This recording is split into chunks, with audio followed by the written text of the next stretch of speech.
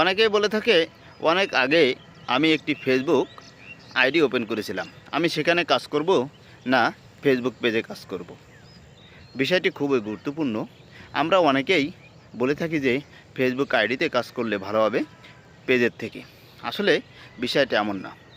যখন আপনি একটি ফেসবুক আইডি ওপেন করেছেন, সেখানে কিন্তু আপনার ফ্রেন্ডরা সবাই যুক্ত হয়ে গেছে।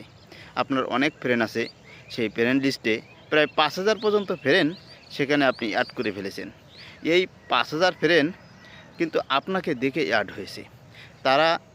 তাদের সঙ্গে হয়তো আপনি পড়েছেন, কোনোভাবে পরিচিত আছে, এই জন্য তাদের সাথে আপনার সঙ্গে তারা যুক্ত হয়েছে।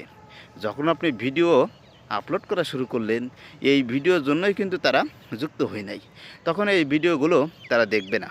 যখন না দেখবে, তখন ফেসবুক মনে করবে আপনার এই ভিডিওটি মানুষ পছন্দ করছে না।